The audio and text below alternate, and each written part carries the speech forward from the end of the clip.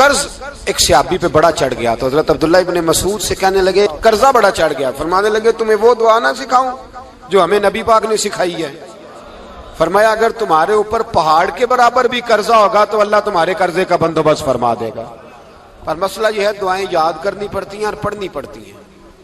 یاد کرنی پڑتی ہیں اور ہم ہیں تعویذ پہ لگے ہوئے کہ کچھ لکھ کے دے دیں تاکہ باندھ لوں. دعا سکھائی نبی پاک نے کیا فرمایا اللہم اکفنی بحلالک عن حرامک واغننی بفضلک عمن سواک. فرمایا یہ دعا مانگا کرو اے اللہ مجھے کفایت کرنے والا رزق عطا فرما اور مجھے حرام سے بچا اور مجھے اپنے فضل کے ساتھ دوسروں سے بے نیاز کر دے. یعنی اس کا سادہ ترجمہ یہ ہے کہ اللہ بندوں کا محتاج نہ کر مجھے اپنا محتاج. فرمایا یہ دعا پڑھو ادائے قرض کے لیے. ادائے قرض کے لیے یہ دعا پڑھو. اللہ تبارک و تعالی پہاڑ کے برابر بھی قرضہ ہوگا تو تمہیں اللہ اس سے نجات عطا کر دے گا. نبی پاک صلی اللہ تعالی علیہ وسلم نے ایک حدیث میں غصے کی دعا بھی بتائی ہے. ویسے میرے خیال میں لوگوں کو غصہ نہیں آتا. آج کل غصہ نہیں آتا, لوگوں میں تکبر آ گیا ہے. اپنے سے چھوٹے پہ غصہ آتا ہے, اپنے سے تگڑے پہ کیوں نہیں آتا. جس آدمی نے گلی پہ خیرات مانگنے والے پہ غصہ کیا وہ ایس ایچ او صاحب پہ کیوں نہیں کرتا. غصہ تو غصہ ہے نا, سب پہ ہونا چاہیے, لیکن بڑا سمجھدار غصہ ہے. غریب آدمی کو دیکھ کے غصہ آتا ہے, امیر آتا ہے تو غصہ نکل جاتا ہے. تو میں تو کہتا ہوں لوگوں کو غصہ, اگر تجھے غصہ آتا ہے تو مار دیوار کے ساتھ ٹکر تیرے غصے کی سمجھ آئے. یہ کس قسم کا غصہ ہے جو غریب پہ ہی ہاتھ اٹھا رہا ہے. تو خدا را خیال فرما, غریبوں کے حق میں بڑا غصہ, مجبوروں کے حق میں بڑا غصہ, ماتحتوں پر. اور اگر چودھری صاحب آ جائیں تو پھر بہانہ بنا لیتے, کہتے غصہ تو مینوں بڑا آیا سی, پھر میں کہا میرے گھر آیا ہے, پھر بہانہ بنا لیا. ایسے نہیں کرو. نبی پاک صلی اللہ علیہ وسلم نے دعا سکھائی بخاری میں. فرمایا جب غصہ آئے تو پڑھا کرو اعوذ باللہ من الشیطان. آتی ہے نا دعا ماشاءاللہ, اعوذ باللہ من الشیطان. جب غصہ آئے تو یہ والی دعا پڑھ لیا کرو. نبی پاک علیہ الصلوۃ والسلام نے ارشاد فرمایا کہ جب تمہارے بھائی کو چھینک آئے نا تو چھینک آنے والے کو کہنا چاہیے الحمدللہ. چھینک آئے اس نے کیا کہنا ہے, یاد ہو جائے گا کیا کہنا ہے, الحمدللہ. اور جو سنے اس نے کہنا یرحمک اللہ. کیا کہنا ہے, یرحمک اللہ, اللہ تجھ پہ رحم کرے. یہ پڑھنا ہے اس میں.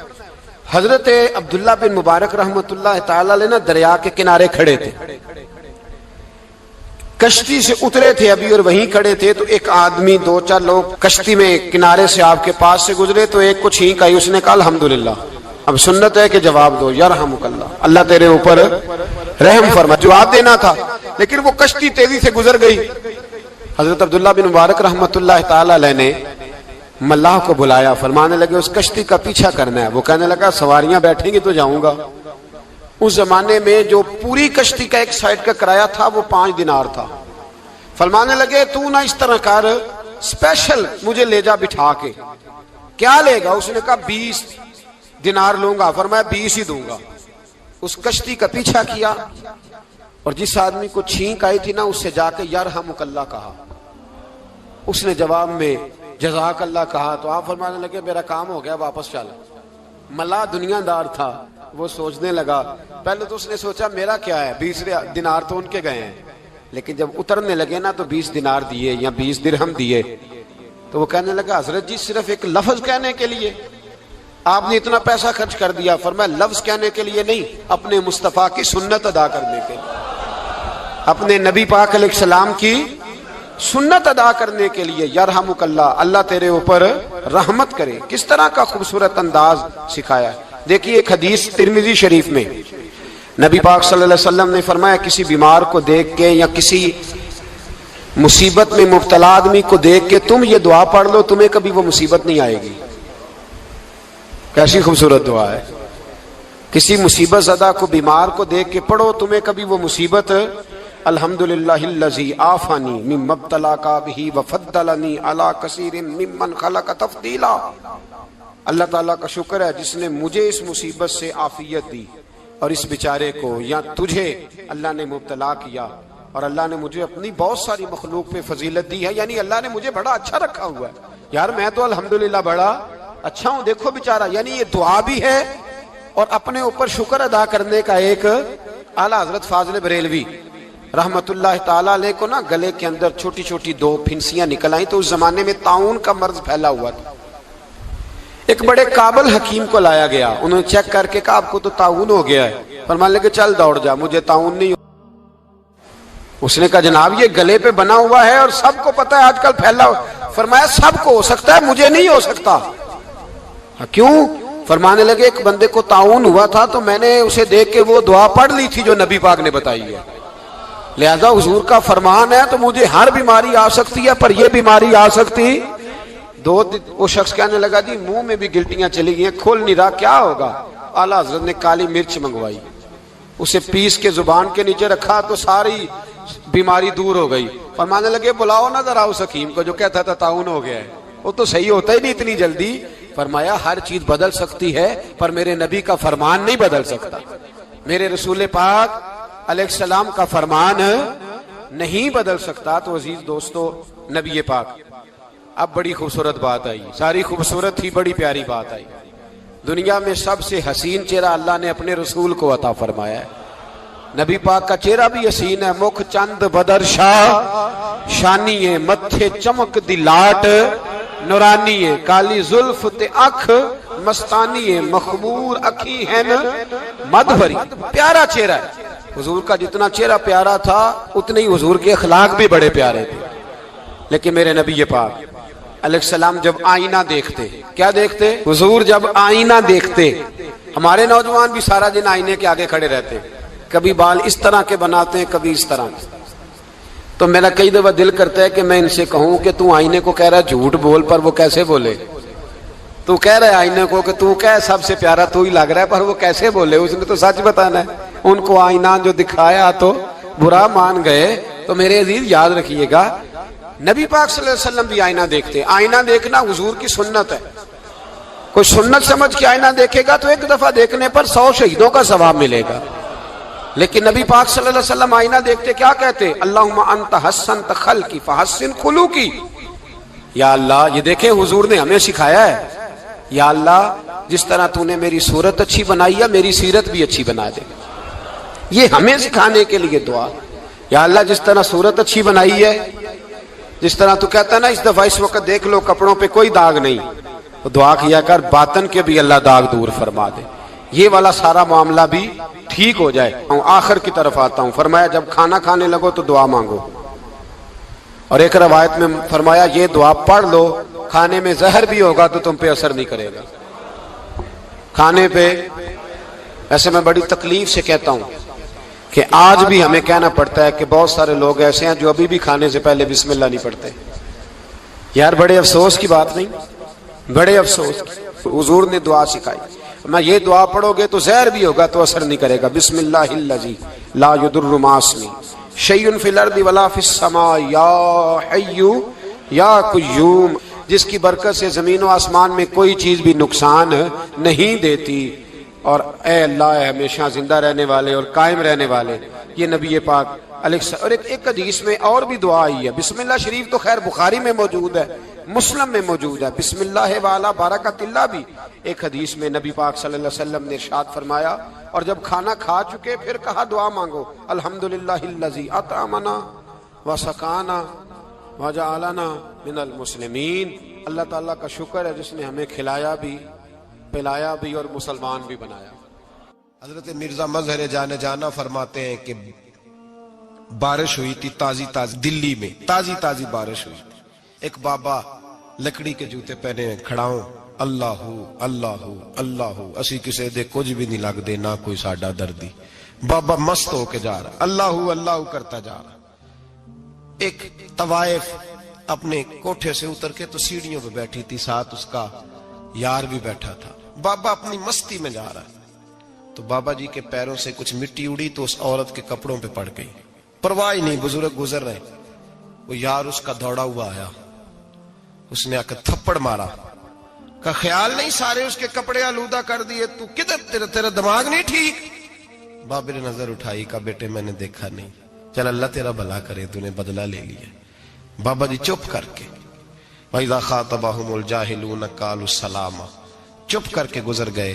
ٹھنڈ کا موسم تھا، بارش تازہ ہوئی تھی، حلوائی دودھ کاڑ رہا تھا، اس نے بٹھایا بابا جی کو پھٹے پہ، پیالہ پکڑا، دوڑ کے آگے بڑھا، بزرگ آ گئے، آئیے بیٹھیے، دودھ کا گرم گرم پیالہ شکر ڈال کے دیا، بابا جی نے دودھ پیا، پھر نظر جھکی، پھر رنگ بدلا، کہنے لگے مالک تو کتنا بے نیاز ہے، کہیں تھپڑ مرواتا ہے، کہیں دودھ پلاتا ہے، تیری بے نیازی ہے نا، ادھر تھپڑ مروایا، یہاں دودھ پلایا، تو ہی جانتا ہے تیرے رنگ کیا ہے۔ ابھی بابا وہیں بیٹھا تھا، توڑے آئے پیچھے سے لوگ، شور ہوا، بابے کو دبوچ کے وہاں لے گئے جہاں اس نوجوان نے تھپڑ مارا تھا، کہا تو اللہ کا بندہ ہے، اللہ کے بندے بد دعا تو نہیں دیتے؟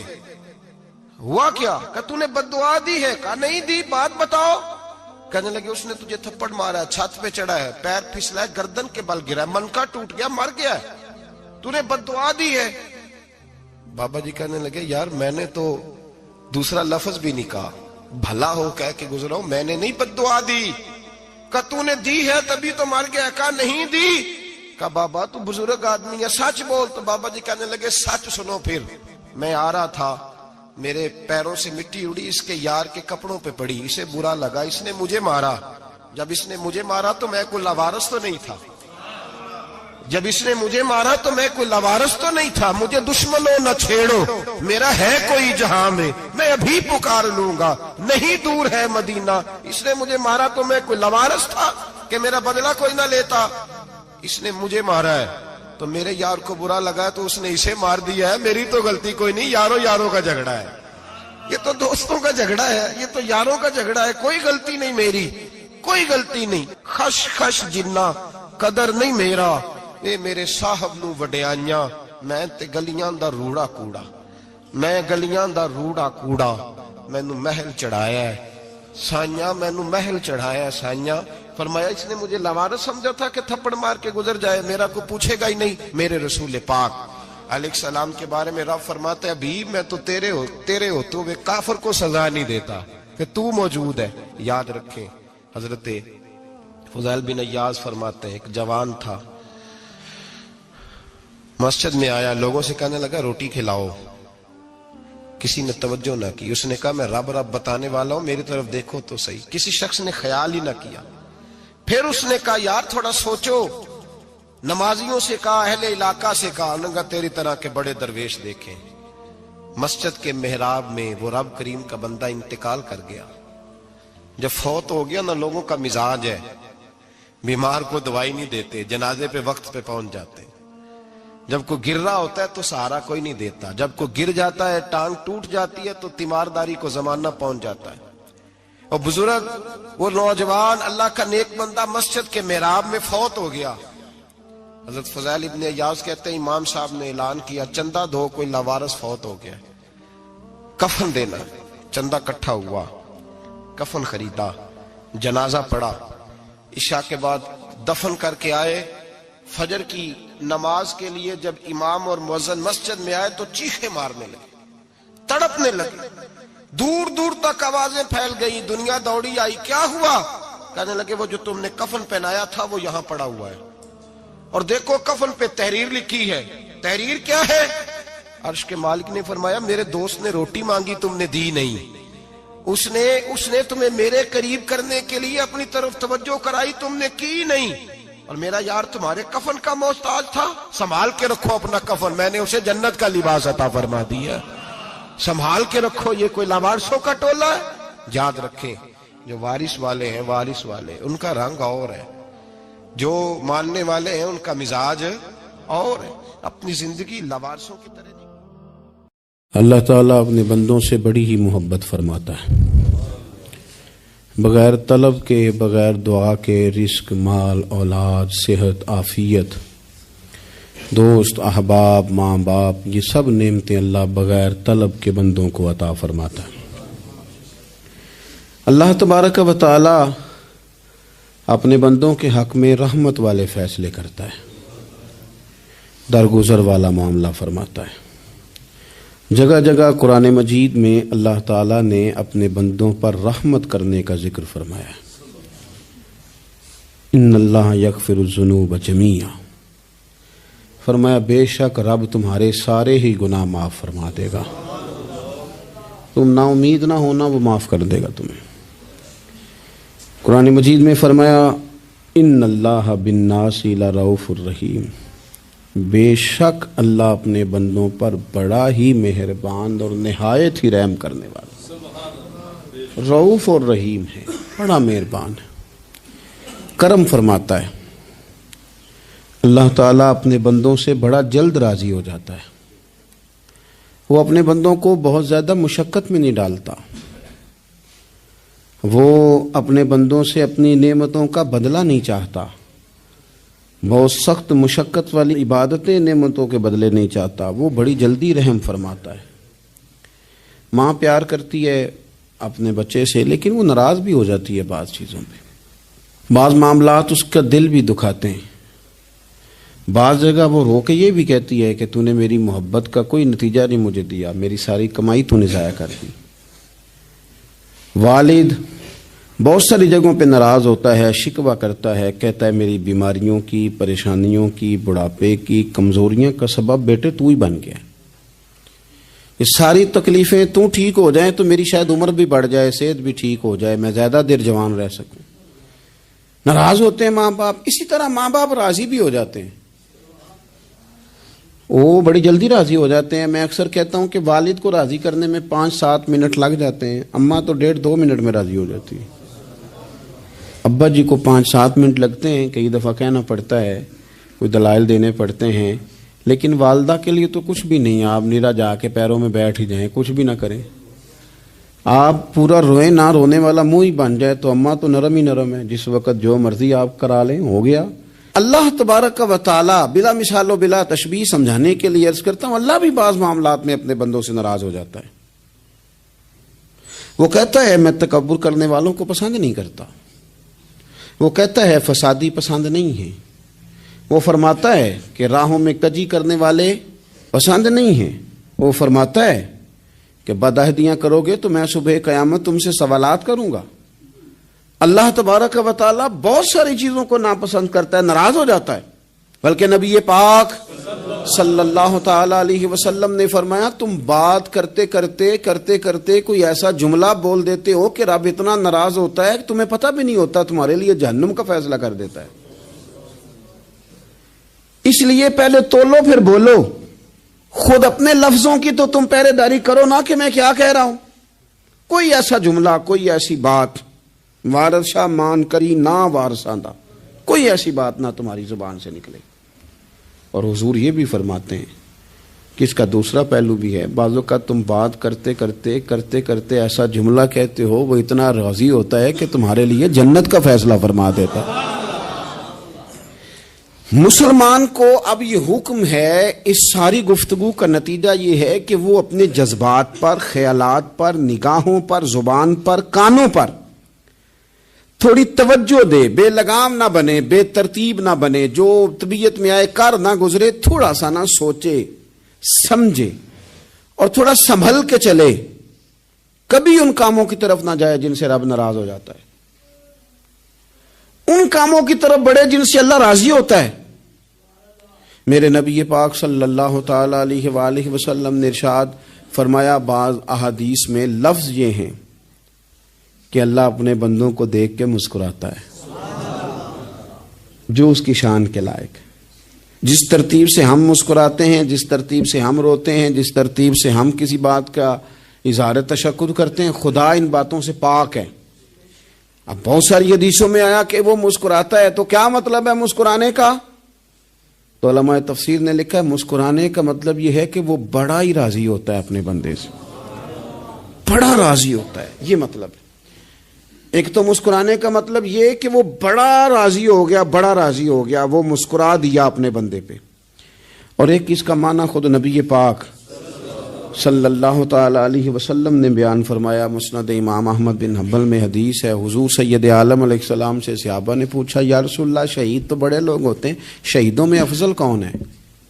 تو اللہ کے حبیب علیہ السلام فرمانے لگے، وہ والا بندہ جو ڈٹ گیا تھا کافروں کے مقابلے میں، وہ ہلا نہیں، پوری طرح ڈٹ کے جو لڑا وہ شہداء میں افضل ہے۔ حضور فرماتے ہیں وہ جنت کے بالا خانوں میں سیر کرے گا اور رب اسے دیکھ کے مسکرائے گا.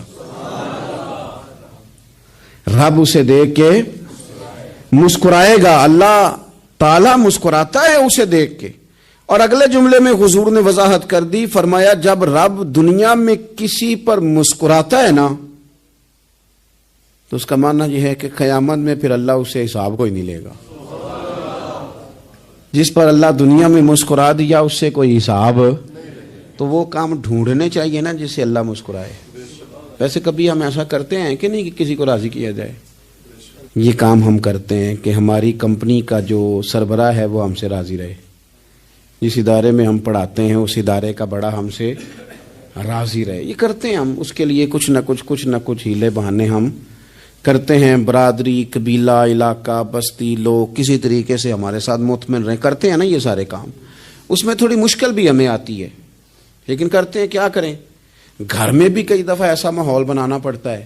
چلیں ایک اور میٹھی مثال دیتے ہیں, زیادہ سمجھ میں آئے گی. چھوٹا بچہ خوش رہے, آپ اس کے لیے محنت نہیں کرتے. وہ چھوٹا ہے, اس کو خوش کرنا فرض ہے ابا پہ, لیکن وہ کہتا ہے کہ میں نے موٹر سائیکل لینا ہے. چھوٹا ہے, چلا ہی نہیں پائے گا, تو ابا پھر اسے راضی کرتا ہے, کہتا ہے بیٹے چھوٹا سائیکل لے لے, چل میں تجھے اڑانے والا جہاز لے دیتا ہوں. مقصود کیا ہے کہ اس کو ناراض نہیں کرنا, یہ روئے نہ, اس کا دل نہ ٹوٹے. ہو یارو سنو نا میں کیا کہہ رہا ہوں. اگر چھوٹے بچے کے لیے وہ چیزیں ڈھونڈتے ہو, میرے ابا جی نا اپنے نواسے کے لیے کھلونا لے کے آئے تو بچہ بڑا ہی کھیلا, تو ابا جی کہنے لگے لو پیسے پورے ہو گئے میرے. بچے کو پسند بڑا ہے نا, پیسے پورے کر چھڑے نے, دیکھو نا جی کتنا اس کو راضی ہوا ہے. تو انسان کیا کرتا ہے کہ کوشش کرتا ہے چھوٹا بچہ بھی ناراض نہ ہو, تو وہ چیزیں وہ ڈھونڈتا ہے کہ اس کو کیا پسند ہے, چاکلیٹ لے جاؤں, فلاں چیز لے جاؤں, آئس کریم لے جاؤں. تو ایک بچے کے لیے, گھر کے لیے, سربراہ کے لیے اتنی محنت کرتے ہو, تو وہ کام بھی ہمیں ڈھونڈ کے تلاش کرنے چاہیے نا جس سے رب راضی ہوتا ہے, اللہ راضی ہوتا ہے. بتاؤں وہ کون کون سے کام ہیں؟ نبی کریم صلی اللہ تعالی علیہ وسلم نے ارشاد فرمایا 3 لوگ ہیں جنہیں دیکھ کے رب مسکراتا ہے. یا رسول اللہ صلی اللہ علیہ وسلم وہ کون کون سے؟ تو محبوب فرمانے لگے ایک وہ بندہ ساری مخلوق سوئی ہے, آدھی رات ہے, رات کا پچھلا پہر ہے, اس نے اٹھ کے وضو کر لیا, مصلی پہ کھڑا ہو گیا خدا کی یاد میں. فرمایا اسے دیکھ کے رب مسکراتا ہے جو اس کی شان کے لائق ہے. مسکراتا ہے اللہ. یہ تو سونے کا ٹائم تھا, یہ تو گہری نیند آنے کا وقت تھا, رات کا پچھلا پہر. رات پوے تے بے درداں نو نیند پیاری آوے, تے درد منداں نو یاد سجن دی ستیاں وی آن جگاوے. اور ساون کی کالی راتوں میں جب بوندا باندی ہوتی ہے, وہ راتوں کو اٹھ روتے ہیں جب خلقت ساری سوتی ہے. اللہ مسکراتا ہے. اور سننا میرے بھائی, میرے نبی پاک صلی اللہ تعالی علیہ وسلم فرماتے ہیں جب مسلمان نماز کے لیے صفیں بناتے ہیں نا, ترتیب لگ رہی ہوتی ہے, اب اللہ کی بارگاہ میں کھڑے ہوں گے, قیام کریں گے, رکوع کریں گے, سجود کریں گے. فرمایا جب مومن صفیں بناتے ہیں تو رب دیکھ کے مسکراتا ہے,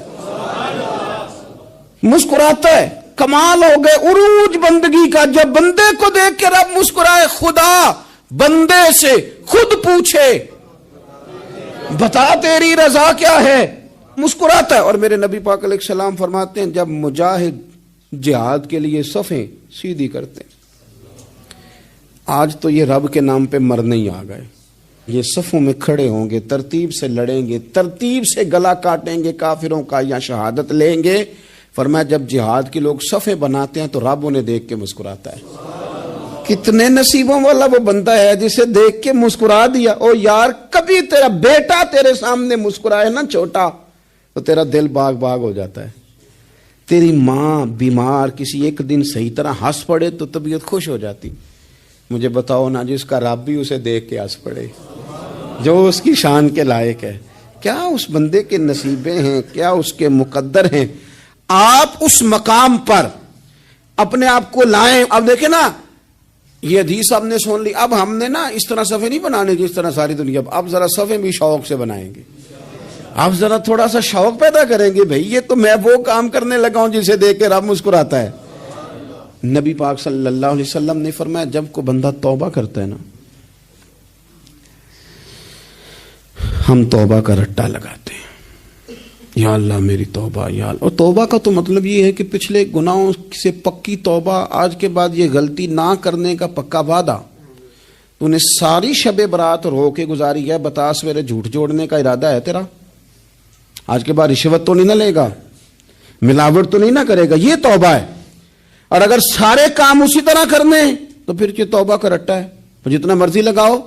حضرت علی بن ربیعہ رضی اللہ تعالیٰ عنہ فرماتے ہیں میں مولا علی کے ساتھ تھا، مقام حرہ کی طرف جا رہے تھے، حضرت علی نے ہاتھ اٹھا کے دعا مانگی ہماری تعلیم کے لیے، ورنہ حضرت علی ہم صحابہ کو محفوظ عن الخطا تو مانتے ہیں نا. ہاتھ اٹھا کے کہا اے اللہ ہمارے گناہ بخش دے، تیرے علاوہ کوئی معاف کرنے والا نہیں.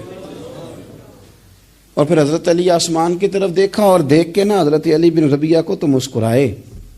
حضرت علی بن ربیعہ کہنے لگے حضور مسکرائے کیوں ہو؟ فرمانے لگے ایک دن میں حضور کے ساتھ اسی طرح آیا تھا، اسی طرح حضور نے دعا فرمائی تھی ہماری تعلیم کے لیے، اور پھر حضور مجھے دیکھ کے مسکرائے تھے اور فرمایا جب کوئی بندہ رب کی بارگاہ میں اس طرح استغفار کرتا ہے تو رب مسکراتا ہے اور مسکرا کے فرماتا دیکھ لو میرے بندوں کو پتا ہے کہ میرے علاوہ معاف کرنے والا کوئی نہیں. انہیں پتا ہے، تم اس کی بارگاہ میں رجوع تو لاؤ، آؤ تو صحیح دو آنسو لے کر. اقبال کہتے ہیں کہ موتی سمجھ کے شان کریمی نے چن لیا، قطرے دو گرے میرے ار کے انفال کے. دو میں نے آنسو بہائے تھے تو اس کے کرم نے تو موتی سمجھ کے چن لیے. سنو نا حضور اس استغفار کو اللہ کو یار رات کو توبہ کر کے سونا چاہیے. ہمیں کچھ غلطیاں ہم کرنا نہیں چاہتے پر ہم سے ہو جاتی ہیں، کچھ دل ہم توڑنا نہیں چاہتے پر وہ ٹوٹ جاتے ہیں، ہماری مجبوری ہوتی ہے ٹوٹ جاتے ہیں. رات کو اس کی بارگاہ میں ہاتھ باندھ کے کشکول طلب دراز کر کے خوب استغفار پڑھنا چاہیے کہ مالک بندے ہیں نا کیا کریں، نفس کا ساتھ ہے، دنیا کا ساتھ ہے، خواہشات نفسانیہ، مالک معاف کر دے. درد سے توبہ، رسم نہ ہو، کہانی نہ ہو، لفظ نہ ہو، جملے نہ ہو. اور جناب ایسے لوگوں کے بیچ بڑے ہاتھ باندھ کے اور بڑا کوئی ضرورت نہیں. آپ اکیلے اپنی چارپائی پہ بستر کے اندر منہ دے کے بھی درد سے کہیں گے نا معاف کر دے تو وہ تو مہربانی بڑا ہے. میرے نبی پاک صلی اللہ علیہ وسلم مثال دیتے ہیں، فرمایا ایک آدمی صحرا میں جا رہا، صحابہ سے حضور خطاب کر رہے ہیں، فرمایا ایک آدمی صحرا میں جا رہا تھا، اس نے اپنی اونٹنی پہ کھانا پانی پیسے ہر چیز رکھی ہوئی تھی. صحرا تھا بہت بڑا، درمیان صحرا کے گیا تو تھوڑا سا سستانے کے لیے آرام کرنے کے لیے اونٹنی سے نیچے اترا. اب اس نے اونٹنی کی لگام، اونٹنی کی نکیل اپنے سرہانے کے نیچے رکھی، ہاتھ کے ساتھ پکڑی اور سو گیا. تھوڑی ہی دیر کے بعد جب اس کی آنکھ کھلی تو دیکھا اونٹنی غائب ہے.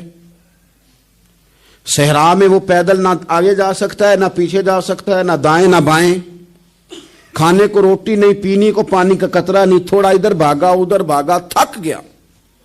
کریم محبوب فرماتے ہیں وہ پوری طرح نڈھال ہو گیا اور مایوس ہو گیا، معاذ اللہ. مایوس ہو کے دوبارہ اسی جگہ آ کے لیٹ گیا جہاں پہلے لیٹا تھا. انتظار کرنے لگا کہ اب موت ہی آئے گی، آخری وقت ہے، اب نہ میں پیدل یہ صحرا کراس کر سکتا ہوں، نہ پیچھے جا سکتا ہوں، نہ کھانا ہے نہ پانی ہے، سوائے موت کے کوئی سہارا نہیں. حضور فرماتے ہیں وہ رستے میں دوبارہ لیٹ گیا. اچانک اس نے رخ بدلا تو اونٹنی سامنے کھڑی تھی. حضور نے صحابہ سے پوچھا بتاؤ نا اسے بھلا کتنی کو خوشی ہوگی؟ یا رسول اللہ جسے نئی زندگی مل گئی ہے. آپ دیکھیں نا سارے ڈاکٹروں نے کہہ دیا کہ اس کے تو گردے میدا جگر ہر چیز ختم ہے، گھر لے جاؤ خدمت کرو، ہر طرف پریشانی ہے. وہ بندہ بھی سمجھ گیا ہے کہ آخری وقت آ گیا، کل جاؤں پرسوں جاؤں، تیاری ہو گئی، سب لوگ آ گئے، باہر والے بھی آ گئے. یہ ماحول ایک عجیب رنگ اختیار کر گیا. اچانک ایک ڈاکٹر نے آ کے کہا نہیں غلطی لگ گئی تھی. مجھے بتائیے انداز کیا ہوتا ہے؟ بغیر دوائی کے بندہ اٹھ کے کھڑا نہیں ہو جاتا. او میں تو بچ گیا ہوں. نبی پاک صلی اللہ علیہ وسلم فرمانے لگے اس کی اونٹنی مل گئی. بتاؤ بھلا اسے کتنی خوشی ہوگی. یا رسول اللہ وہ تو دوبارہ دنیا میں آ گیا. حضور فرمانے لگے اسے کچھ بھی خوشی نہیں ہوئی. جب کوئی رب کا گناہگار بندہ آ کے توبہ کرتا ہے رب کو اس سے کئی گنا زیادہ خوشی ہوتی ہے. میرا بندہ آ گیا ہے، میرا بندہ آ گیا ہے، میرے گھر آ گیا. اس نے آنسو بہائے ہیں. اس نے کہا اللہ میں تیرا ہی رزق کھاتا ہوں، تیری ہی زمین پہ رہتا ہوں، تیرے نام سے میری سانسیں چلتی ہیں۔ وہ آ گیا، فرمایا اس اونٹنی والے سے زیادہ رب کو خوشی ہوتی ہے جب گناہگار آ کے توبہ کرتے۔ گناہگاروں کے آنسو اس کی بارگاہ میں بڑے مقبول ہیں، لیکن ہم رسم ادا کرتے ہیں، توبہ نہیں کرتے۔ ہم اپنے آپ کے ساتھ دھوکہ کرتے ہیں، جھوٹ بولتے ہیں۔ ہم بندہ کوئی ناراض ہو جائے تو ہمیں کو نہیں نیند آتی، اس کے گھر چلے جاتے ہیں۔ ہم اپنے سارے رشتوں کو، تعلقات کو مینٹین کر کے رکھنے کے عادی ہیں۔ ہمیں پتہ ہے کہ وہاں میں نہیں جا سکا تو بیٹا بھیجتا ہوں، فلاں شادی پہ میں نہیں جا سکا تو بھتیجا بھیجتا ہوں، بھائی بھیجتا ہوں۔ ہر تعلق کا ہم نے خیال رکھا کوئی روٹھ نہ جائے۔ لیکن کمال ہے نا، یہ نہیں سوچا کہ اگر رب روٹھ گیا تو جب وہ روٹھ جائے نا تو سارے رشتے بھی بندے کے پاس موجود ہوں تو کوئی کارآمد نہیں ہوتا۔ پھر کروڑوں روپیہ جیب میں ہوں تو ڈاکٹروں کی دوائیاں اثر نہیں کرتی۔ وہ روٹھ جائے تو پھر انسان اس طرح سے پھسلتا ہے کہ بڑے بڑے اس کے پاس دروازے ہوتے ہیں پر کسی جگہ اس کا ہاتھ نہیں لگتا۔ خدا را خیال کریں، دنیا روٹتی ہے تو روٹھ جائے، رب رسول ناراض نہ ہونے پائیں، اس کا خیال کریں۔ حضور فرماتے ہیں وہ مسکراتا ہے، اسے خوشی ہوتی ہے جب کوئی اس کا بندہ اس کی طرف رجوع کرتا ہے۔ میرے عزیزو، رسول پاک صلی اللہ تعالی علیہ وسلم نے ان لوگوں کے تذکرے کیے جنہیں دیکھ کے رب مسکراتا ہے۔ ہم نا گناہگاروں پر بھی فتویٰ دینے میں جلدی کرتے ہیں اور نیکی پر بشارت دینے میں بھی جلدی کرتے ہیں، حالانکہ یہ ہماری ذمہ داری نہیں۔ پتہ نہیں اللہ تعالیٰ کس کو کب توفیق توبہ دے کے اپنے قریب کر لے، لیکن بڑی جلدی ہے، بڑی جلدی فتویٰ دینے میں۔ اور یہ فتویٰ صرف مفتیوں کا نہیں رہ گیا، یہ میری طرح کے، آپ کی طرح کے ڈھیروں لوگ ہیں جنہوں نے جیبوں میں فتوے ڈالے ہوئے۔ بھئی آپ نے کیوں ذمہ داری لے لی ہے جنت میں داخل کرنے کی اور نکالنے کی؟ یہ تو میرے رب کریم کا کرم ہے، وہ جس کو چاہے جب چاہے جتنا چاہے عطا کرے۔ لیکن کچھ لوگ نا بڑے پکے ہو گئے ہیں کہ شاید جو میں سوچ رہا ہوں وہی درست ہے۔ کبھی کبھی کچھ چیزیں عجیب بھی ہوتی ہیں، لہذا خدا کی رحمت پر بھروسہ کر کے بات کرنی چاہیے، اپنی مرضی کے فتوے نہیں داغنے چاہیے۔ وہ دیکھو جی فلانا بندہ یوں کر رہا ہے، آپ کو پتہ ہی نہیں پوری بات کا، آپ کو علم ہی نہیں پوری بات کا۔ حضرت بہاءاللہ نقشبند بخاری رحمت اللہ علیہ فرماتے ہیں میں حج کرنے گیا تو وہاں میں نے ایک آدمی کو کروڑوں کا کاروبار کرتے دیکھا تو میرے دل میں خیال ہے یہاں بھی اللہ اللہ کرنی چاہیے تھی، دنیا داری کر رہا ہے۔ لیکن فرماتے ہیں حج سے فارغ ہوئے تو میں نے دیکھا وہی بندہ سارا کچھ رب کی بارگاہ میں خیرات کر رہا ہے، اور سینکڑوں غریب حاجی ہیں جن کو پورے خرچے دے رہا ہے۔ تو میں نے وہی اپنی سوچ سے توبہ کی کہ میں کہاں تھا۔ بڑی جلدی کھڑے نہ ہو جائیں۔ حضرت حسن بصری رحمت اللہ تعالیٰ علیہ ارشاد فرماتے ہیں کہ میں دریا کے کنارے گیا تو وہاں میں نے ایک شخص کو دیکھا، وہ اپنی ایک خاتون کی گود میں سر رکھ کے بیٹھا اور قریب ایک بوتل بھی پڑی ہے۔ میرے دل میں معاذ اللہ خیال آیا کہ دیکھو کس انداز میں ایک عورت کے ساتھ یہ ہے اور پاس بوتل بھی پڑی ہے، جانے شراب ہے۔ کہتے میں سوچ ہی رہا تھا کہ اچانک ایک کشتی آ رہی تھی دریا میں، وہ ہجکو لے کھائے، کشتی میں 4-5 لوگ تھے، وہ دریا میں ڈوبنے لگے۔ وہ آدمی تیزی سے اٹھا، دریا میں چھلانگ لگائی، پہلے ایک کو نکالا، پھر دوسرا نکالا، پھر تیسرا نکالا، ایک بندہ رہ گیا۔ کہنے لگا حضور مجھے تو آپ نے گناہگار سمجھا ہے، میں تو بڑے غلط انداز میں یہاں بیٹھا ہوں، آپ نے جو سوچا، چلیں گے چوتھا بندہ آپ نکالنا ہے، کرے نا یہ کام، کرے نا یہ کام۔ بڑے بھولے بھالے، بڑے اللہ والے، ریاض آپ کو بس ہم ہی جانتے ہیں، اتنی جلدی فتویٰ۔ حضرت حسن بصری فرماتے ہیں میں پشیمان ہوا، میں نے کہا مجھے تیرنا نہیں آتا، تو دیر نہ کر، چوتھا ڈوب نہ جائے۔ پھر اس نے چھلانگ لگائی، چوتھا بھی نکال لایا اور کہنے لگا حضرت آپ نے جلدی کی سوچنے میں، یہ بی بی میری ماں ہے اور یہ سرکے کی بوتل ہے۔ ہم ماں بیٹے کا یہ مشغلہ ہے کہ یہ وہ جگہ ہے جہاں آ کے لوگ مسافر اترتے ہیں، اور یہاں سے کسی کا گھر 100 میل ہے، کسی کا 200 میل ہے۔ ہم صبح سرکہ، کھجوریں، روٹیاں لے کے یہاں آتے ہیں، مسافروں کی نوکری کرتے ہیں، کوئی پریشان ہو تو مدد کرتے ہیں۔ حضرت خواجہ حسن بصری فرماتے ہیں میں نے معافی مانگی، ان سے بھی مانگی، رب سے بھی مانگی۔ انہوں نے مانگ لی نا بزرگ تھے، پر ہم کو نہیں تیار مانگنے کو۔ ہم ہر وقت بدگمانیاں، وہ فلانے جرم کرتا تھا، میں اسے اب کیسے نیک مان لوں؟ بھئی اب وہ نمازی ہے، خدا کے گھر آتا جاتا ہے، اب اللہ کی بارگاہ میں حاضر ہوتا ہے، جب رب نے معاف کر دیا تو بھی سوچ بدل جا۔ سنیں حضور کیا فرماتے ہیں، نبی پاک صاحب الاخلاق صلی اللہ تعالی علیہ وسلم فرماتے ہیں، مسند امام احمد بن حنبل دیکھیے، فرمایا رب اس وقت بڑا ہی مسکرائے گا جب قاتل بھی جنت میں جائے گا، مقتول بھی جنت میں جائے گا۔ یا رسول اللہ مقتول تو گیا، یہ قاتل کیسے چلا گیا؟ حضور فرماتے ہیں جائے گا، اور جائے گا اور رب مسکرائے گا جو اس کی شان کے لائق ہے۔ یا رسول اللہ کس طرح؟ تو نبی پاک صلی اللہ علیہ وسلم فرمانے لگے اس نے ایک مومن کو قتل کیا تھا، وہ شہید ہو کے جنت میں چلا گیا، اب اللہ نے بعد میں اسے توبہ کی توفیق دے دی، پہلے اس نے کلمہ پڑھا، پھر یہ میدان میں اترا، کافروں سے لڑا، یہ شہید ہوا، رب نے اسے بھی جنت دے دی۔ قاتل بھی جنت میں، مقتول بھی جنت میں، اور بات اتنی انوکھی ہے کہ رب دیکھ کے مسکرا رہا ہے جو اس کی شان کے لائق ہے۔ ہم جلدی میں ہیں، ہم انتظار نہیں کر رہے کہ شاید توبہ کر جائے، ہم انتظار نہیں کر رہے، لیکن میرے عزیز اتنی جلدی نہ کریں۔ سوچوں کا صاف ہونا، ذہنوں کا پاک ہونا، اور لوگوں کے بارے میں گمان کا اچھا ہونا۔ آپ کسی نفسیات کے ڈاکٹر کے پاس چلے جائیں، اسے کہیں ٹینشن بڑی ہے، میں ان کے مضامین پڑھتا رہتا ہوں، وہ سب سے پہلا سبق آپ کو یہ پڑھائیں گے کہ اچھا سوچا کریں۔ اچھا سوچنے سے بندہ تندرست رہتا ہے۔ کس سے بندہ تندرست رہتا ہے؟ ہیں جی واقعی، یعنی اس والے پڑوسی کے بارے میں بھی اچھا سوچنا ہے، گھر میں اس والے کے بارے میں بھی، چھوٹے بھائی کے بارے میں بھی اچھا سوچنا ہے، اور بڑے کے بارے میں بھی اچھا ہی سوچنا ہے۔ یعنی اپنی برادری قبیلے کے بارے میں بھی اچھا سوچیں، جو قبیلے کا نہیں اس کے بارے میں بھی چلیں تھوڑا سا اچھا سوچ لیں۔ اپنے بارے میں تو اچھا سوچا ہے بڑا، میں کہتا ہوں کہ ہم اپنی غلطیوں سمیت اپنے آپ سے بڑا پیار کرتے ہیں، اور دوسرے کی ایک غلطی نظر آ جائے تو ہمیں گھین آنے لگ جاتی ہے۔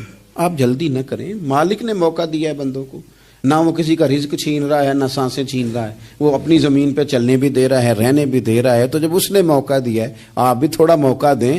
اللہ بڑا کریم ہے، دروازے کھولے گا، اس کے بندے اس کی بارگاہ تک پہنچیں گے۔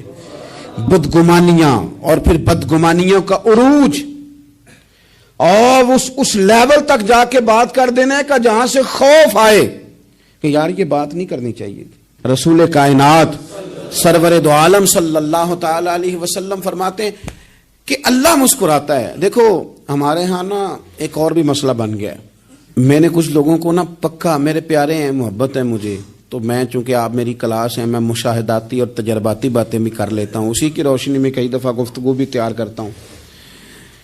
کچھ لوگوں نے نا پکا ذہن بنا لیا یہ کہنے کا کہ ہاتھ بڑا تنگ ہے، پکا، آپ جس وقت پوچھ لیں ان کا ہاتھ اور بڑا ہی زیادہ تنگ ہے۔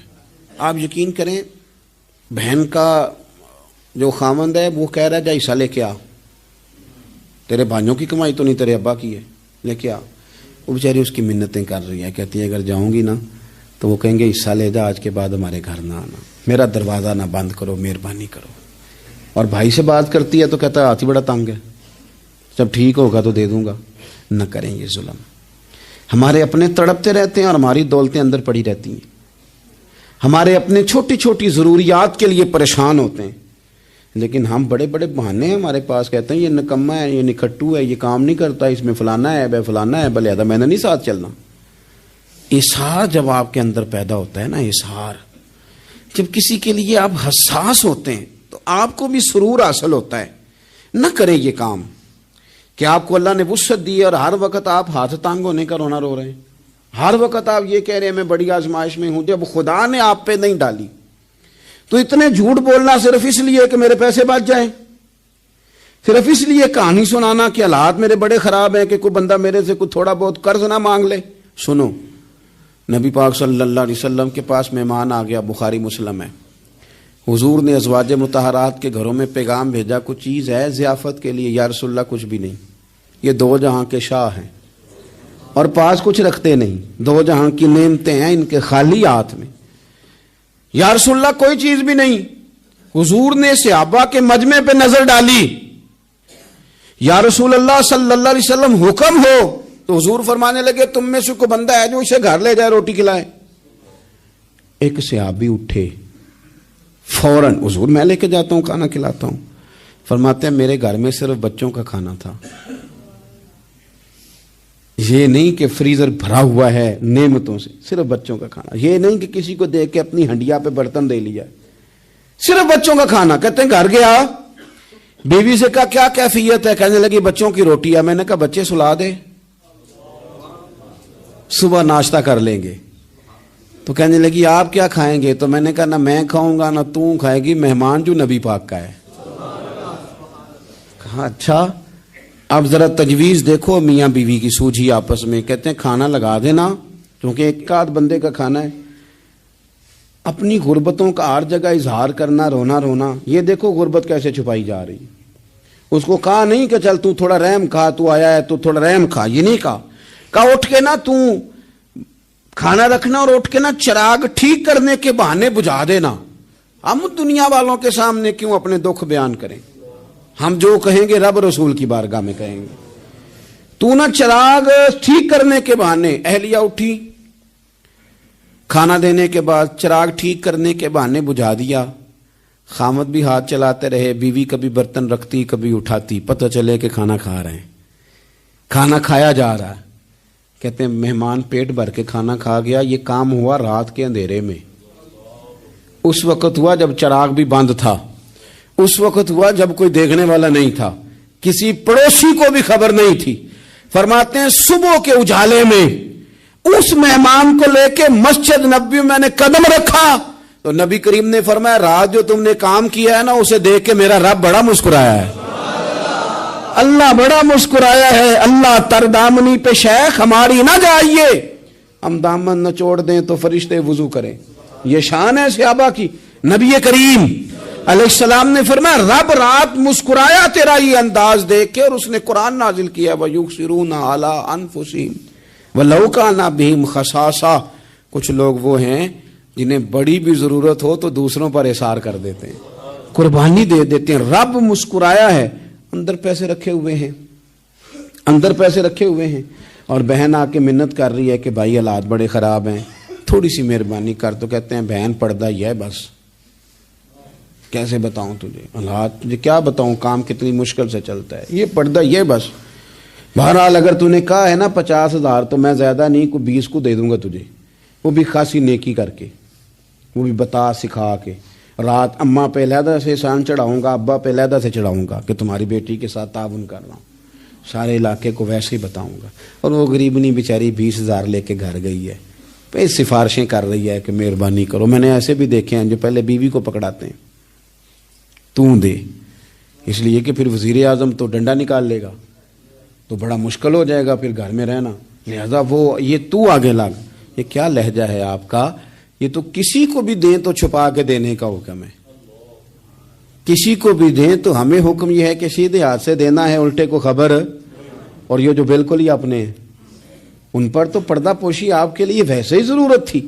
میرے عزیز رب مسکراتا ہے. میرے نبی پاک علیہ السلام نے یہ اعمال ہمیں بتائے جن پر اللہ مسکراتا ہے، خوش ہوتا. اور بعض لوگوں کو حضور نے نامینیٹ کیا.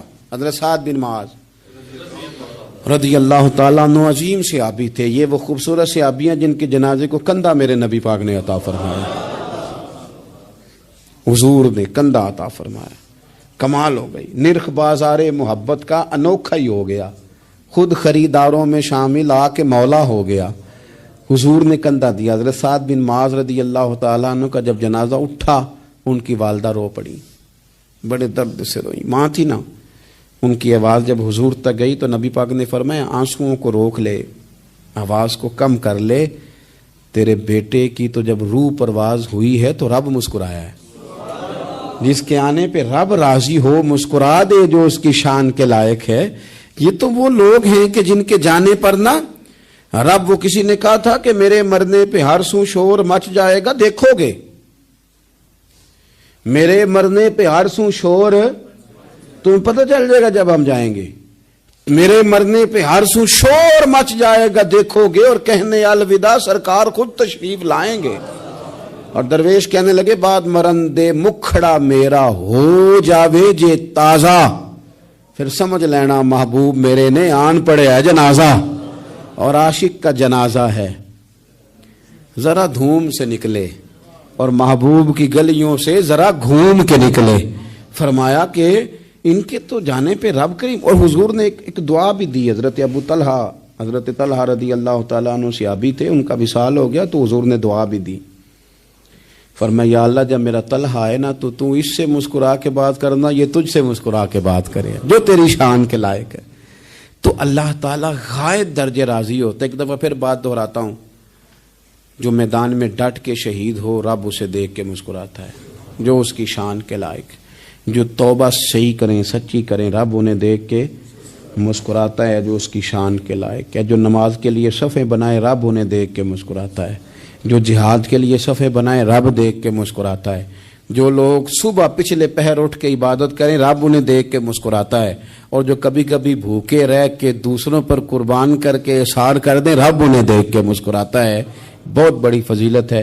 اللہ ان سارے کاموں میں سے کسی ایک کام پہ ہمیں بھی لگا دے تاکہ یہ بڑی فضیلت اللہ تعالی ہم گناہگاروں کے حصے میں بھی فرما دے. آخر دعوانا ان الحمدللہ رب العالمین.